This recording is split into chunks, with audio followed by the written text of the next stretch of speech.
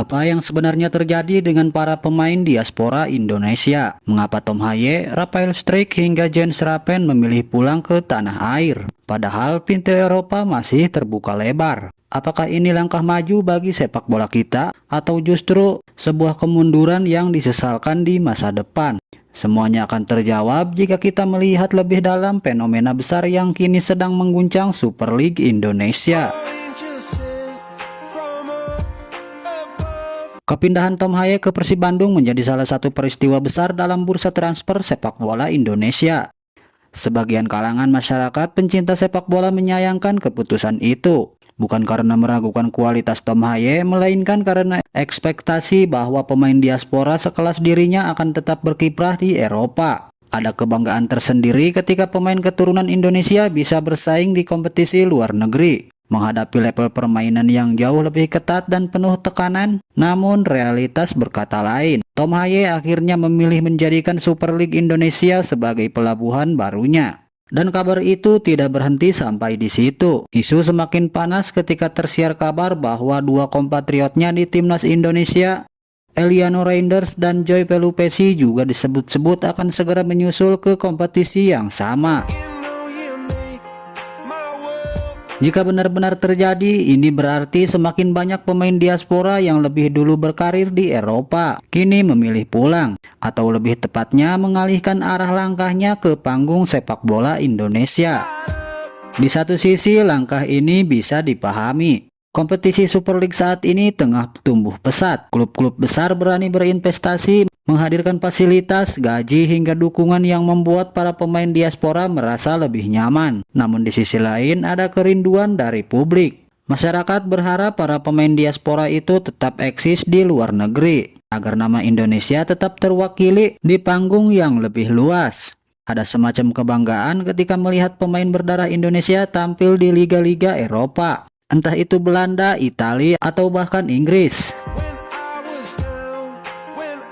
Harapan itu kini perlahan mulai berkurang seiring gelombang kepindahan mereka ke tanah air. Tom Haye hanya salah satu contoh. Sebelumnya, Rafael Struijk juga membuat keputusan mengejutkan dengan memilih bergabung ke Dewa United.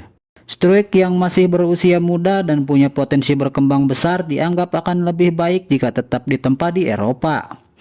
Namun ia memilih alasan pribadi yang membuatnya lebih memilih berkarir di Super League. Situasi ini sama halnya dengan Jens Rappen yang memutuskan berlabuh ke Bali United. Kedua nama tersebut memperkuat sinyal bahwa tren kepindahan pemain diaspora ke Indonesia bukan lagi sekedar kebetulan, melainkan bagian dari gelombang yang lebih besar.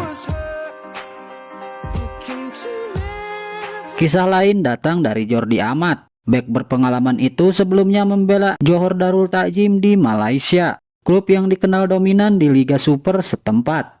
Namun memasuki usia yang sudah tidak muda lagi, Jordi akhirnya memilih merapat ke Persija Jakarta. Untuk Jordi, langkah ini dianggap wajar. Karir panjangnya di Eropa ditambah pengalaman di Malaysia membuat keputusannya bermain di Indonesia lebih seperti penutup perjalanan. Ia datang membawa pengalaman, bukan sekedar mengajar karir panjang, melainkan juga untuk memberikan kontribusi nyata di kompetisi domestik. Berbeda dengan nama-nama lain yang sejatinya masih berada di usia emas dan seharusnya bisa bertahan lebih lama di level Eropa.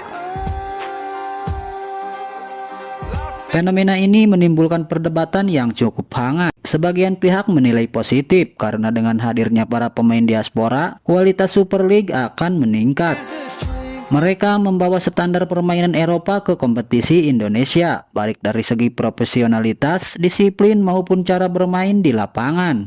Hal ini tentu menguntungkan bagi perkembangan liga, juga bagi pemain lokal yang bisa belajar langsung dari rekan setim mereka. Namun tidak sedikit pula yang menilai negatif. Ada kekhawatiran bahwa terlalu cepatnya para pemain diaspora kembali ke Indonesia justru membuat mereka kehilangan kesempatan untuk berkembang lebih jauh. Kompetisi Eropa dikenal sangat ketat dan berada di sana memberi kesempatan bagi pemain untuk mengasah diri menghadapi tantangan tertinggi. Jika kesempatan itu dilepas terlalu dini, maka karir mereka bisa saja berakhir biasa-biasa saja, tanpa peningkatan signifikan yang seharusnya masih bisa mereka capai. Super League Indonesia memang sedang berada di titik menarik. Klub-klub besar berlomba memperkuat skuad dengan nama-nama beken, baik lokal, asing maupun diaspora. Dari sisi marketing, tentu langkah ini sangat menguntungkan. Nama besar pemain diaspora mampu meningkatkan animo penonton, baik di stadion maupun di layar kaca. Tetapi dari sisi pembinaan jangka panjang, pertanyaannya selalu sama. Apakah ini benar-benar membawa dampak positif untuk sepak bola Indonesia secara menyeluruh? Atau sekadar sensasi sesaat? Yang jelas, keputusan-keputusan ini bersifat pribadi. Setiap pemain punya alasan masing-masing. Ada yang mencari kestabilan karir, ada yang mengejar kenyamanan keluarga, ada pula yang merasa lebih dihargai ketika bermain di tanah leluhurnya. Semua itu sah-sah saja, tapi masyarakat pecinta bola tetap berhak untuk merasa kecewa, terutama ketika melihat pemain yang mereka harapkan bisa bertahan di Eropa justru lebih cepat pulang ke Indonesia.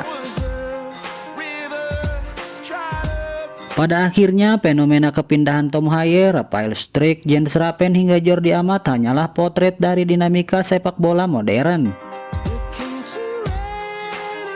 Pemain datang dan pergi, liga terus berputar, dan pilihan karir selalu bersifat personal. Pertanyaan yang tersisa adalah apakah langkah mereka akan benar-benar memberi kontribusi besar bagi perkembangan Super League dan Timnas Indonesia, atau justru langkah ini menjadi penyesalan di masa depan ketika peluang emas di Eropa sudah terlewat begitu saja. Yang pasti, publik sepak bola Indonesia akan terus menaruh perhatian. Mereka akan menilai, mengkritisi, dan juga memberikan dukungan.